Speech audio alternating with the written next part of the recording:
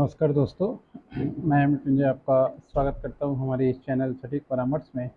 और एक देखिए न्यूज़ कल आया था कि सेंट्रल गवर्नमेंट जो है वो 8% की हिस्सेदारी सेंट्रल बैंक ऑफ इंडिया का बेच रहा है।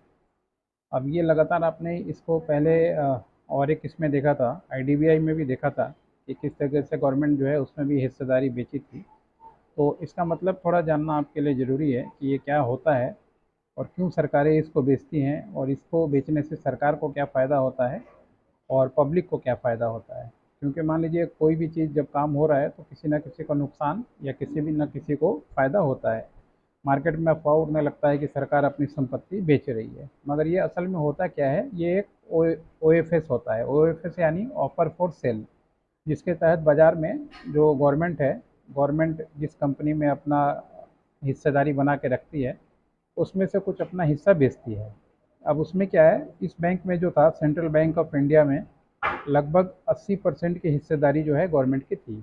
अब 80% का हिस्सेदारी होना, 50% से ज़्यादा ही होना मतलब डिसीजन मेकिंग का पावर आपके पास आ जाता है सबसे ज़्यादा। तो 80% होना मतलब एक अच्छा खासा बैंक में अभी भी होल्डिंग गवर्नमेंट का है।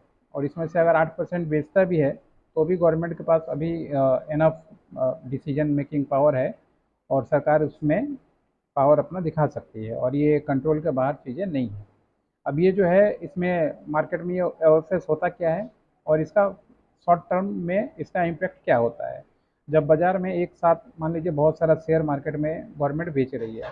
अब 6% जो है इसका मार्केट में 8% के आसपास सेंट्रल बैंक ऑफ इंडिया का शेयर जो है बाज़ार में सरकार बेच रही है। तो आपने देखा कि 6% का गिरावट इसके रेट में आ गया।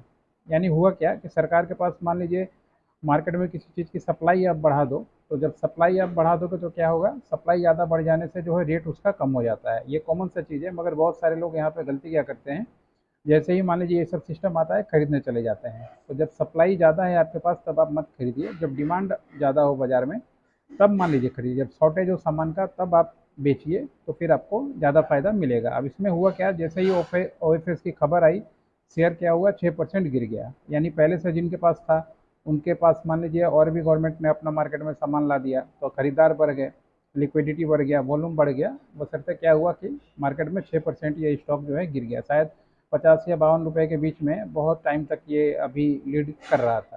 सरकार को इससे फ़ायदा कितना मिलेगा, सरकार को लगभग इससे 2200 करोड़ से लेके 2500 करोड़ रुपए जो है गवर्नमेंट इससे इसको OFS से जुटाएगी। और इसका खर्चा क्या होता है, काम क्या होता है, क्यों किया जाता है, पैसा जुटाने के लिए। अब ये 2200 से 2500 करोड़ रुपए जो आएंगे, या तो ये फिजिकल डेफिसिट में जाएगा, यानी जो बैंकों ने लोन दिया हुआ है दूसरे को और डिफ़ॉल्ट हो गया है उन सबको मेकअप करेंगे, या फिर गवर्नमेंट जो है अपने खर्चे के लिए इस्तेमाल करेगी। अभी आप जानते हैं ये तेल का क्राइसिस, गोल्ड का क्राइसिस, बाकी इकोनॉमिक क्राइसिस आने वाला है। तो ये समय में हो सके गवर्नमेंट और भी, जिसमें उसका 70-60% से ज़्यादा शेयर है, उसमें कुछ और भी OFS ले आए या और भी कुछ अपना शेयर होल्डर मार्केट में बेचे, तो ये कोई हैरानी वाली बात नहीं रहेगी। फ्यूचर में हो सके तो और भी ऐसी चीज़ें देखने को मिल सकती हैं। अब आपका क्या काम है, जो अच्छा शेयर है, जो अच्छा कंपनी है, अगर OFS होता है और उसमें गिरावट होता है तो फिर आप उसमें आराम से पोजीशन बना सकते हैं, अच्छे में, हर एक में नहीं है। सरकार का हर एक चीज़ अच्छा नहीं होता है, कुछ कंपनियां हैं जो लिस्टेड हैं जो ठीक ठाक हैं। अगर उसमें OFS आए और आपको दिखे कि नहीं इसमें पोटेंशियल है, और अचानक से मान लीजिए 6% 7% का अगर सप्लाई की वजह से वॉल्यूम कम हो जाए, मतलब रेट कम हो जाए, तो फिर आप उसमें एंट्री बनाएं तो आपके लिए ज़्यादा अच्छा रहेगा। अब बैंकों में पब्लिक, इसमें और एक चीज़ है कि बैंकों में क्या होता है कि पब्लिक होल्डिंग बढ़ता है। अब जैसे ही पब्लिक होल्डिंग बढ़ेगा तो क्या होगा, इसका ये कंप्लाइंसेस है कि 25% कंपनियों के पास, मिनिमम 25% का जो है उनके पास शेयर पब्लिक के पास होना चाहिए।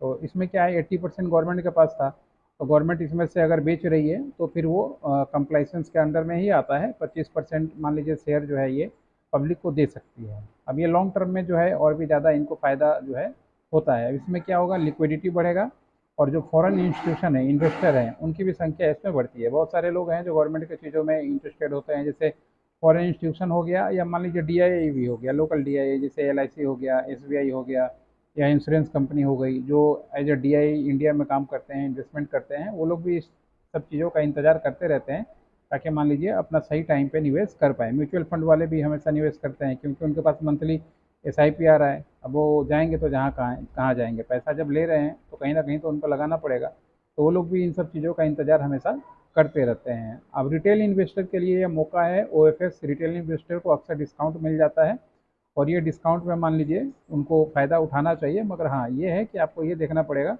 कि कंपनी कैसी है, उसका जो बिजनेस मॉडल है वो कैसा है। कहीं ऐसा तो नहीं कि मान लीजिए लास्ट में डिफ़ॉल्टर है, या अपना पैसा चुकाने के लिए इस तरीके की काम कर रही है, या एनपीए में है। ये सब थोड़ा सा देख लेना पड़ता है कंपनी का बैकग्राउंड और क्या है नहीं है।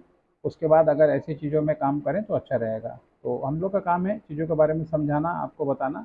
जैसे स्टॉक मार्केट के बारे में डेली लाइव वीडियोस भी आता है, वीकली भी आता है, गोल्ड सिल्वर पे भी आता है, और इस तरीके से जो इम्पोर्टेंट पॉइंट्स होता है उसके ऊपर भी हम लोग वीडियोस बनाते हैं, ताकि चीज़ें आपके लिए आसान हो जाए। अगर आपको सीखना है कि कौन सा न्यूज़ का क्या असर होगा, कौन सा शेयर का क्या इम्पैक्ट होगा, तो आप सीख सकते हैं। 6 महीने से लेके शॉर्ट टर्म से लेके लॉन्ग टर्म जो भी कोर्स होता है वो भी हम लोग करवाते हैं। कॉन्टैक्ट कीजिएगा, फिर बाकी डिटेल्स भी आपको सिखा देंगे। आज के लिए इतना ही। नमस्कार।